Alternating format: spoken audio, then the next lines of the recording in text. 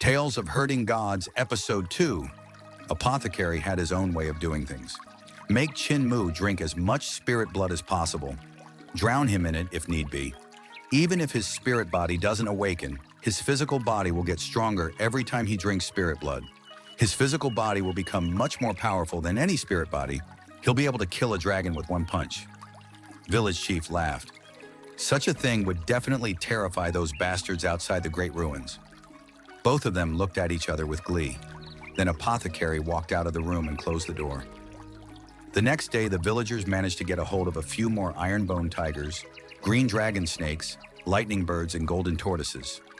With a goal to strive for, all of them were eager to work. Apothecary, however, got angry. Qin Mu will drown if he drinks so much spirit blood in one go. Mute the blacksmith dragged 2 lightning birds over and laughed mischievously, revealing his tongueless mouth. Muer can endure it. Granny C had faith in Qin Mu, yet Apothecary just stared at them and went silent. He took out the larvae and carried on refining the blood, but things still went wrong. The amount of spirit blood was too much for Qin Mu, causing his body to inflate as if he were filling with air. All of the elderly villagers became extremely nervous, worried that Qin Mu would explode with a bang. Apothecary took out a few hollow silver needles, stabbing them into Qin Mu's back and the top of his head. Red, blue, and purple gases spewed from the holes in the protruding end of each needle. After some time, the stream of gas from each needle stemmed and stopped. Apothecary then removed each needle and glared at the others. Take things at a steady pace, step by step. All of you trying to force-feed him as if he were a glutton will just kill him. He's unbearably bloated right now, so all of you make yourselves busy. To help him digest the spirit blood, he'll be training his knife skills with Butcher, his fists with Old Ma, and his legs with Cripple. Muer, it's time for some knife training. Butcher shoved both his hands against the ground, actually launching himself into the air and landing on a nearby pile of wood. Since he didn't have a lower body, the combined height of the pile of wood and his upper body allowed him to match Qin Mu. Butcher held a pair of pig-slaughtering knives in both his hands, but these knives were different from the norm. Normal pig-slaughtering knives had blades that were curved into a crescent moon and were no more than a foot long. In addition to that, they had circular wooden handles. On the other hand, Butcher's pig-slaughtering knives had a similar design, yet were significantly larger. The blade of each knife stretched out to a yard in length. The backs of the blades were thick, while the edges were very thin, and both sparkled with a polished sheen. Side by side, both knives were terrifyingly huge and resembled an arched doorway. Although he only had one, Qin Mu's pig-slaughtering knife was the same size as Butcher's. It was extremely heavy, weighing over 10 kilograms. Qin Mu would usually be able to just barely lift that single knife, but after consuming the blood of the 4 spirits, his strength had increased by leaps and bounds. Lifting up the pig. Slaughtering knife with just one hand no longer felt like a struggle to him. Watch out, Grandpa Butcher! Qin Mu wielded the knife with one hand and rushed at Butcher, who was on the wooden pile. Butcher laughed loudly, radiating a heroic aura despite having only half his body. Midnight battle. Across stormy cities, Qin Mu swung his knife up and down as he moved toward Butcher. The knife flashed faster and faster, creating whistlings of wind. Slow, slow, slow! You are too slow! Butcher started to make a big fuss as his blades became a flurry of metal in front of him. His blades clashed against Qin Mu's, creating a din that sounded like a storm terrorizing pear blossom trees. Faster! Go faster! Your pig-slaughtering knife can still go faster. Speed is the essence of midnight battle across stormy cities. The pig-slaughtering knife must be as fast as the storm at night, sweeping across all the cities. I want to see you go faster. The continuous flash of knives grew faster, as if 3 silver dragons were writhing up, down, and around the wooden pile. The sound of cutting wind grew louder, and among it, blade energy swirled about. Whenever the blade energy struck the ground, a deep gouge appeared in the earth. Those were marks from their blades. Magnificent. That's the way to do it. The faster your knife is, the more powerful its blade energy will be. However, you still aren't fast enough. You must become so fast that your blade becomes a raging inferno, burning and incinerating all. Butcher continued to swing his knives in a whirlwind of motion, seemingly going into a frenzy. The sight dazzled Qin Mu. Burn, burn, let your knives burn, let your aura burn, and let your spirit burn.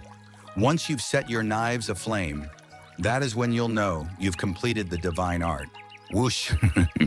As Butcher continued to unleash a whirlwind of slashes with his knives, the friction between the two of them actually created a spark and set the air on fire. The two knives actually moved back and forth like flaming dragons, creating an awe-inspiring sight. The flame dragons hurtled toward Qin Mu, who was clearly unable to block them. At the last moment, right before they struck him, the flame dragons twisted upward, tearing the darkness of the night sky above disabled elderly village to shreds. Qin Mu stared blankly upwards, a testament to Butcher's terrifying knife-wielding prowess. Soon enough, darkness swarmed back toward the village, devouring every bit of the flame dragons and the blade energy that formed them. The darkness above seemed to be angry at Butcher for raising his knives against them. The pitch black swarmed down toward the village, threatening to devour it whole. However, the stone statues at the four corners of the village suddenly grew brighter, pushing back the darkness. Goddamn sky!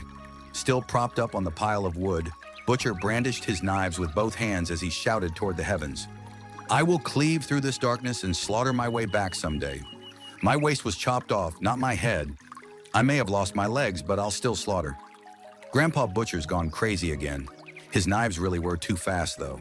How long will I have to train to be as fast as him and turn my knife skills into a divine art? Qin Mu gazed at the enraged Butcher in respect. Then he put his pig-slaughtering knife back down and went to look for one-armed old Ma.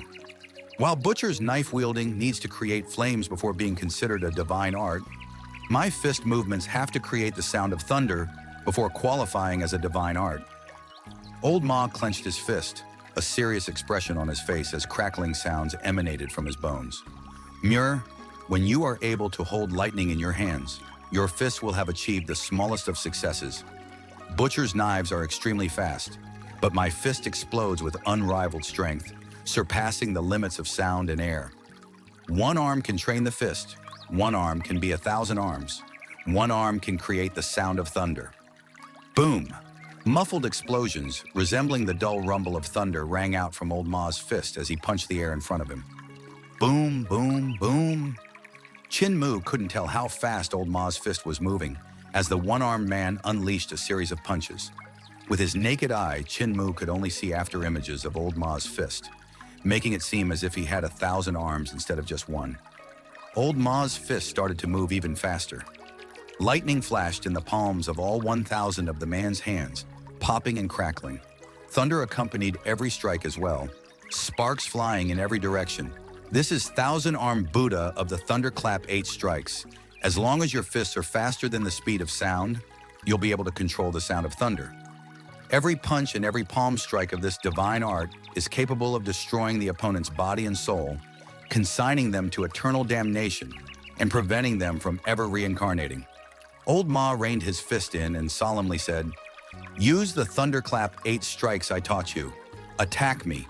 Control both lightning and thunder in your hands as you strike." Qin Mu remained calm. The abilities that Grandpa Ma and Grandpa Butcher taught him today were different than usual. The last time he trained with either of them, both had only taught him the normal knife and fist skills. This time, both brought up the same term: divine art. Since this was his first time coming across the term, Qin Mu was unfamiliar with it. Qin Mu used the Thunderclap 8 strikes to attack Old Ma. Despite having only one arm, he blocked all of Qin Mu's strikes effortlessly. Although Butcher seemed to go into a frenzy when training with Qin Mu, every clash between the two of them was precisely calculated so that he'd never hurt the boy. Unlike Butcher, Old Ma struck without mercy. Whenever Qin Mu revealed a gap in his defenses, a punch would strike him. Even though the punches weren't heavy, Qin Mu's nose still ended up bloody and swollen. Old Ma only let Qin Mu rest when he couldn't fight any longer. "Legs are the wind, the land, and the root of all strength," Cripple said as he leaned on a crutch. Despite the fact that he only had one leg left, Cripple was the one teaching Qin Mu leg techniques. Qin Mu had originally thought that Grandpa Cripple was the most normal person in the village. The old man always smiled warmly and always felt reliable. However, ever since Cripple stabbed the woman that had emerged from the cowskin, with the same warm smile no less, Qin Mu was no longer certain about him. Cripple was good at hiding a dagger behind a smile. No one knew whether that smile was genuine or fake. Cripple smiled at Qin Mu. Muer, Butcher praised his knives while Old Ma praised his fists. However, real divine arts lie within one's legs. When you are unable to chop or beat your opponent, what do? You run, of course. Staying alive is what's most important. Life isn't all sunshine and rainbows. Things can go wrong. That's why staying alive can also be considered a victory. As long as you run fast enough, you can sprint on walls, on water, and even through the sky. Everything, even fire or air, becomes a foothold if you run fast enough. The moment you are able to run faster than sound is the moment you will have reached the rudimentary level of leg skill required for divine arts. Come, Muer, put these iron weights on. Since Grandpa Cripple's leg technique is so fast that he is able to run through the sky, who was it that chopped his leg off? Grandpa Ma's fists are so powerful, but who severed his right arm from his body? And who could have gotten past Grandpa Butcher's knives and cut him in half? Having witnessed the true abilities of Butcher, Old Ma, and Cripple, Qin Mu was both awestruck and confused. Upon completion of his leg training session with Cripple, Qin Mu's body finally finished digesting the energy in the blood of the four spirits, improving his constitution. By that time, exhaustion threatened to overwhelm him, and he desperately wanted to just lay down and sleep. However, this was only the start of his suffering. Almost every day, the elderly in the village would capture vicious beasts, refine blood of the four spirits from them, and have Qin Mu to drink all of it. Once he did, the insane series of training sessions would commence, tormenting him over and over until he was thoroughly worn out. Besides learning leg, fist, and knife techniques from Cripple, Old Ma, and Butcher respectively, Qin Mu also learned blacksmithing from Mute, painting and calligraphy from Deaf. He even learned how to use echolocation and staff techniques from Blind, all while wearing a blindfold. Whenever Qin Mu became dead tired, Village Chief would call him over and have him practice breathing techniques. The breathing technique that Village Chief taught him was the powerful, specialized Overlord Body 3 Elixir technique. Although Qin Mu wasn't aware of how powerful the so-called Overlord Body 3 Elixir technique was, the fatigue in his body, which had accumulated over the course of multiple training sessions, would fade whenever he trained with Village Chief. Qin Mu would feel lively and refreshed after a short while, so he considered the breathing technique miraculous. Apothecary's gaze wavered as he waited for Qin Mu to walk away, then spoke up in a soft voice. Village Chief, you only taught him the most ordinary Daoyin technique, right? That's correct. It's just the Daoyin technique, Village Chief said, not bothering to deny it. The four great spirit bodies all have techniques of their own. The Green Dragon spirit body uses the Qi of the Green Dragon to cultivate, and the White Tiger spirit body uses the Qi of the White Tiger to cultivate. The Vermilion Bird and Black Tortoise spirit bodies use Qi of the Vermilion Bird and Qi of the Black Tortoise to cultivate respectively. However, Qin Mu's body does not contain any of these four vital Qi attributes, preventing him from using any of the four great spirit bodies techniques to cultivate. Since he can't cultivate any of the techniques we use, I could only teach him the simplest technique. Even ordinary people can learn the Daoyin technique and use it to cultivate, as it's the only technique that does not require attributes. This explanation left Apothecary puzzled. But the Daoyin technique is too simple, too normal. One would certainly be able to become a martial arts practitioner by using it, but they would have fewer accomplishments as a result. I originally thought that as well, Village Chief said. Then a strange expression appeared on his face. However, I think that we may have been underestimating the Daoyin technique. I have had Qin Mu cultivate with it since childhood, and now his vital Qi is extremely formidable. The only way he could unleash its full power, however, is if his vital Qi possessed an attribute. Apothecary trembled. Just how formidable is his vital Qi? If his vital Qi were the same attribute as your Green Dragon vital Qi, Qin Mu's strength would be equal to half the power of your spirit embryo divine treasure. Village Chief's words caused Apothecary to jump in shock.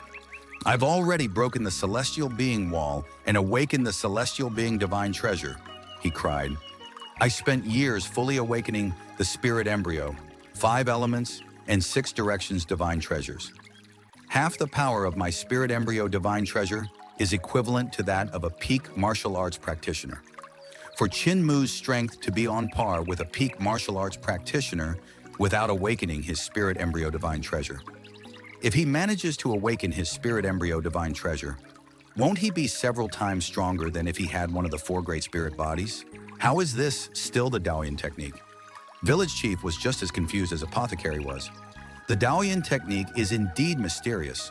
Although it's a simple breathing technique, the foundation it establishes is solid beyond belief. Muir has been cultivating for 10 years, which definitely isn't a short time. The Daoyin technique might have been slow when he first started using it to cultivate, but I've recently noticed that Muir's strength has been increasing by leaps and bounds. His improvement is especially terrifying on days that he consumes the blood of the four spirits. If the Daoyin technique weren't so common, I would have thought that it was some godly technique. Both them were strange expressions. Apothecary let out a ragged breath and shook his head. It's still useless. Regardless of how strong he gets, vital Qi devoid of attributes can't unleash much power. How far do you think he'll be able to use the Daoyin technique to cultivate? The look on Village Chief's face became even stranger. I have no idea. Apothecary nodded in understanding. The Daoyin technique was the most basic technique that children would normally use to build their foundations. Once a child became 10 years old, that foundation would have developed enough to withstand the impacts of spirit blood. After confirming the type of spirit body a child possessed, they would no longer need to cultivate using the Daoyin technique. Better techniques would be available once a person broke any of the walls, so further progress with the Daoyin technique wouldn't be necessary. As for ordinary people who use the Daoyin technique to cultivate, they would never have the chance to drink spirit blood daily as Qin Mu did. Only powerful, influential families would be able to provide such a luxury, but none would waste a huge amount of resources on an ordinary heir. No such family would do what the elderly and disabled elderly village did, and constantly catch exceptional spirits beasts just to aid in the cultivation of an ordinary person like Qin Mu. Village Chief had never heard of anyone cultivating the Daoyin technique to its maximum potential, let alone to the level that Qin Mu was currently at. As a result, he had no idea what level Qin Mu would be able to reach in the future. What ended up shocking Apothecary and Village Chief the most was, in the days to come, Qin Mu's cultivation became increasingly profound. The supposedly common Daoyin technique caused an extraordinary change in his body, making his foundation to be extremely solid. In just a month's time, Qin Mu became able to endure consuming even more blood of the four spirits, and his vital Qi became even denser than it would have been if he had just awakened his spirit embryo divine treasure. However, even though his vital Qi was so dense, its lack of attributes prevented him from unleashing any power. This made Qin Mu unable to show the true abilities of his cultivation, yet the density of his vital Qi also came with positive effects. Qin Mu became very good at enduring hits and could also recover extremely fast. He eventually got to a point in his training where he could properly face each of his teachers. He could properly clash with butcher's knives, withstand old Ma's fists, trade staff blows with blind while wearing a blindfold, endure leg training with cripple, and finish off the series of training sessions by going to Mute the blacksmith and forging iron equipment with a 100-pound hammer. Even with such high-intensity training, Qin Mu only needed to cultivate with the Overlord Body 3 Elixir technique, inhaling and exhaling accordingly, and he would be completely refreshed. The wondrous effect of the Overlord Body 3 Elixir technique left even Village Chief in shock. He got Apothecary to secretly check on Qin Mu's physical condition, find out if there was any hidden damage caused by Qin Mu overworking himself, and prevent it from becoming permanent. After checking on Qin Mu, Apothecary returned to Village Chief with a weird look on his face. I didn't find any hidden damage caused by overwork or exhaustion. In fact, since his vital Qi is so dense, it's already starting to improve his constitution. Village Chief was stumped. Despite him being extremely knowledgeable, he had never seen a situation like Qin Mu's. To cultivate the most common Daoyin technique to this extent had already surpassed everybody's understanding of the breathing technique. Qin Mu, you will learn to tailor from Granny today. No more fist training, Granny C called out to Qin Mu. The hunchbacked old woman walked over carrying a small basket filled with needles and thread. As her small steps took her out of the village, Qin Mu rushed forward and took the basket from her arm, asking, "Granny, aren't we supposed to learn to tailor in the village? Why are we going outside?" "We are going outside today to teach you how to really tailor and make real clothes," Granny C chuckled. Old Ma, Cripple, and the rest of those old fogies have recently gotten around to teaching you some actual skills. In light of that, Granny can't be stingy. Today, I'll be teaching you what a tailor does best. What a tailor does best, Qin Mu thought in confusion. Doesn't a tailor just make clothes? In spite of his confusion, Qin Mu followed Granny C out of the village and down to the river. Even though Granny C was a hunchback, her footsteps were surprisingly quick. Qin Mu had to make full use of the leg technique that Cripple taught him just to keep up with her. After dozens of miles, they reached an area of grassy knolls at the foot of a mountain. Around 200 paces ahead of them, a herd of elks was grazing and frolicking about. Granny Sai plucked a silver sewing needle from a ball of thread inside the basket and gave it a flick. The needle disappeared in a flash of light. In the following instant, Qin Mu saw one of the elks collapse to the ground, the other elks fleeing in fear. Granny Sai moved forward and Qin Mu followed her. As they approached the elk, he realized that it was still alive. However, Granny C's needle had penetrated the space between its brows, somehow preventing it from moving. Take a good look at this, Moor. The needle has pierced the elk's heaven soul. As Granny C had Qin Mu remember the location where the needle protruded from, she took out another needle and stabbed it into the elk's tailbone. This needle has stabbed into its earth soul, she said. She then took out another sewing needle and stabbed it into the elk's navel. This needle has pierced the elk's life soul. Aside from these 3 souls, 7 spirits remain. The first spirit, called the canine corpse, which is located at the top of the head. Granny Say took another silver needle and stabbed it in between the elk's brows near the first needle. The second spirit is called the concealed arrow. The concealed arrow is located at the ajna, a part of the brain. But remember, it's easy to confuse the heaven soul with the concealed arrow. Both needles may seem like they're pierced at the same place, but one is deeper than the other. Do not mix them up. The third spirit, the yin of sparrow, is located in Adam's apple, she continued, pointing at Qin Mu's neck. Do you feel a small triangular indentation when touching your own? That is where the yin of sparrow is hidden. This needle will pierce the elk's yin of sparrow. Granny C moved quickly, taking out needle after needle and stabbing them into different parts of the elk. The fourth spirit, seizing thief, is located here, in the heart where all blood converges.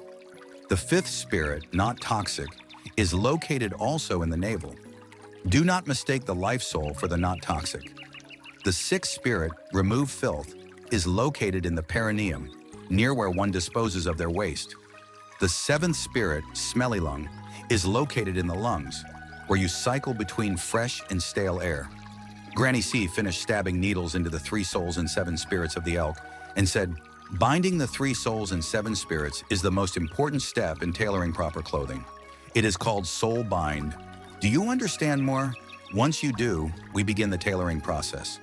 Qin Mu didn't understand what did all of this had to do with tailoring, but he still diligently memorized every location by heart, then said, I'm done. Granny C took a pair of scissors from her basket and set about skinning the elk, starting from its lips. Soon, all of the elk skins had been peeled away. Strangely enough, even though the elk had been stripped of its skin, not a single drop of blood flowed from its bare body. I have bounded the elk's soul to its skin, trapping all of its blood, energy, and spirit within. The elk's body may be dead, but it still lives within its skin. However, some techniques still need to be used to truly refine it into proper clothing. Watch closely, Moore. Remember where I point. Without warning, hunchbacked Granny Se threw the elk skin into the air. Using her finger in place of a needle, she poked the skin as it arced through the sky. Qin Mu concentrated on committing the scene to memory and saw that Granny C pointed out 316 spots before the elk skin even landed on the ground. Every spot was different, and each strike of her finger carried vital qi that entered the elk skin. When the elk skin landed, it didn't crumple on the floor. Instead, it stood up like a living elk. It shook its head and wagged its tail.